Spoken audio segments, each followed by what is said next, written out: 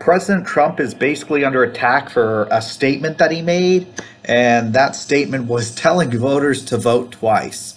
You got to keep in mind the news doesn't always tell 100% of the truth, so I'm going to explain to you what he said.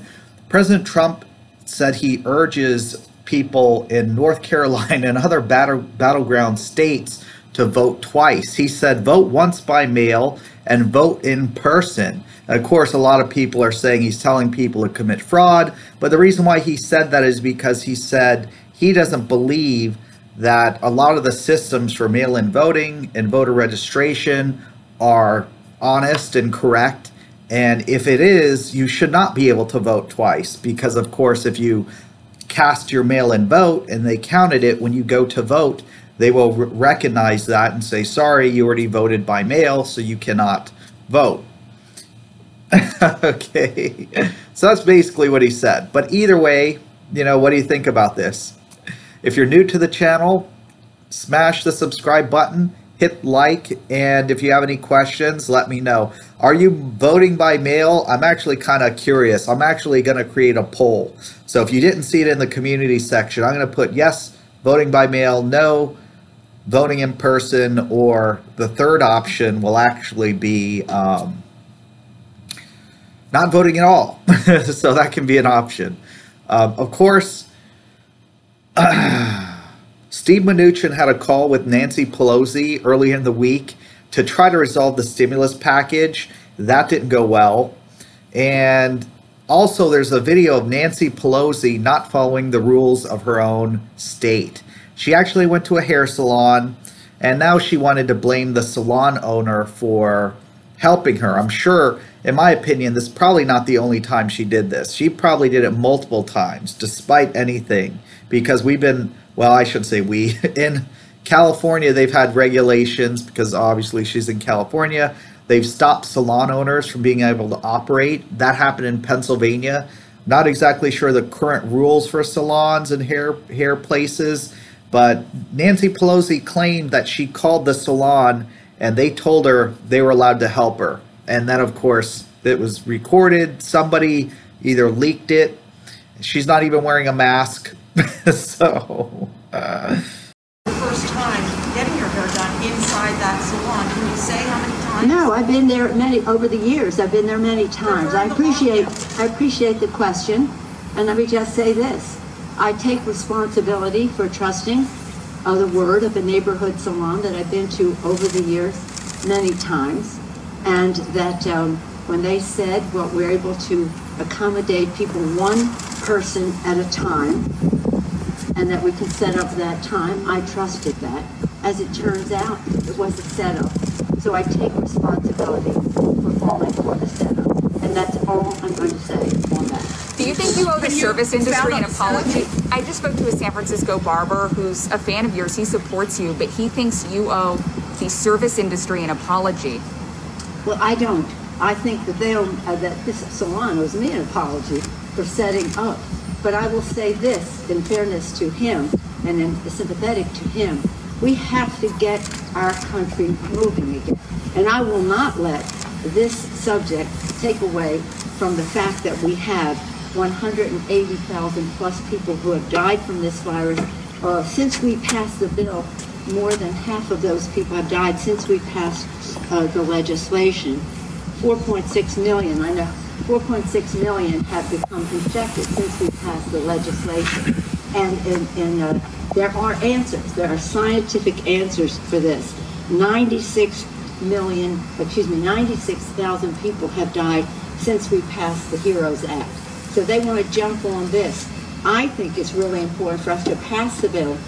The restrictions in San Francisco currently do not allow stylists to perform any services indoors.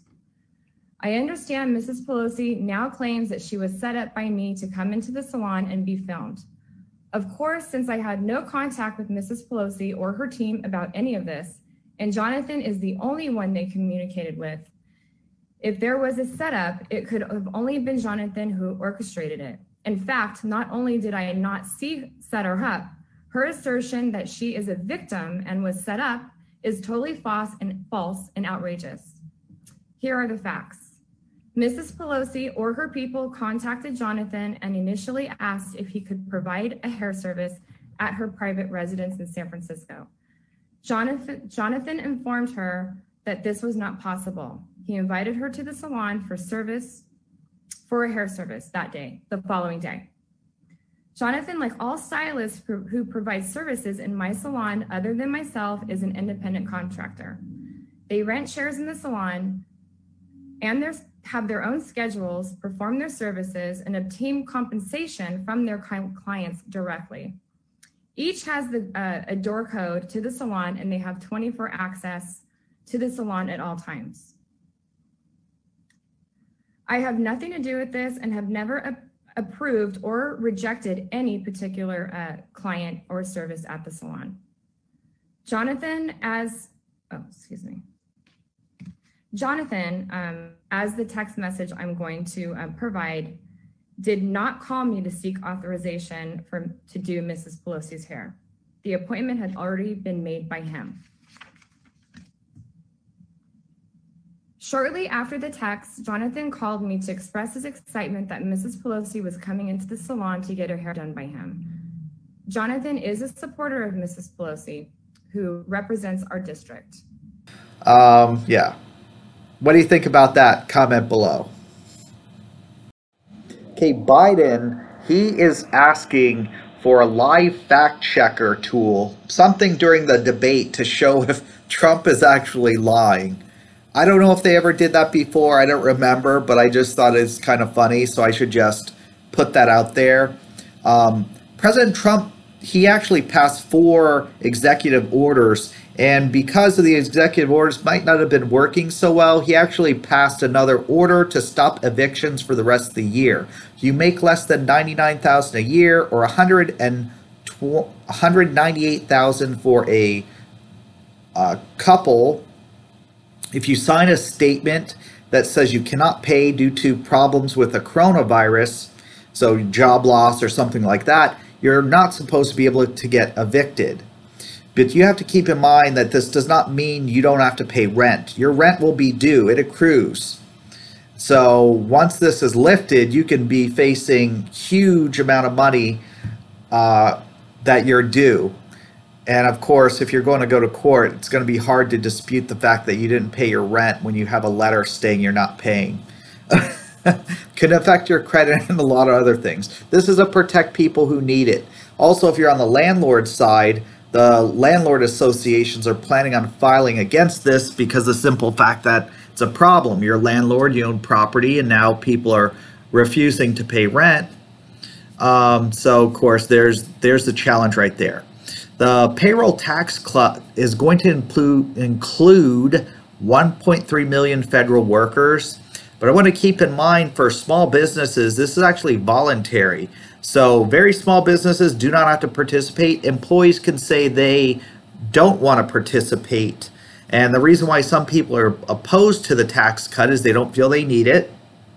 And 2, January 2021, you're actually supposed to be paying double your payroll tax to make up the difference, to pay it back basically. So it's kind of like an interest-free loan, if you want to look at it that way. But Trump did state before that if he's reelected, he's going to ask Congress to forgive the payroll tax cuts, so you won't have to pay it back. But still, a lot of people don't want to take advantage of it because of that. Keep in mind, it's almost like an interest-free loan, like I said. So if you're given the option, in my opinion, why not take it? Yeah, you may, I should say, have to pay it back. But if, somebody said, hey, I'm going to give you $10,000 interest-free, you could do something with that money, and then, well, as long as you're not squandering it, and then have to pay it back in small amounts. Sounds like a good plan to me. If anyone wants to offer me that deal, comment below. I'll take it. Anyways, next week, the House and the Senate will be back in session. So we're expecting that we're going to have a new stimulus bill. The new stimulus bill, they had been negotiating a little bit despite having problems. What they're in agreement with is new stimulus checks, money for schools, help with evictions and mortgages, money for the coronavirus testing and tracing, Republicans said they would go up to 1.5 trillion, even though they did propose that skinny bill I had mentioned, 500,000 or 500 million, excuse me. 500,000 would be a little bit too low.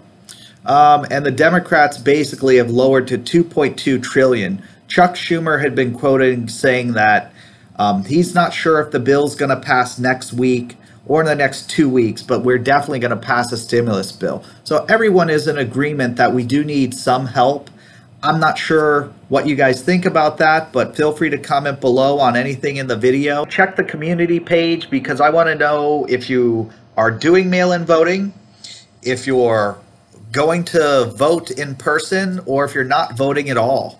I'm just kind of curious on your thoughts on that, on what you think. And I know some of the people that I have are in different states. You don't have to be in the United States to comment. I mean, I should say different countries. I appreciate everyone who looks at my page, by the way. So let me know if your state also, or I should say country, also is doing mail-in voting. Comment below. I'm kind of curious because I haven't been following too much with other countries and what they're doing, but I'm wondering if every country is doing mail-in voting. So it's Pete with the Small Business Resource Center.com and Small Business Resource Center YouTube channel. Have a great weekend, everybody.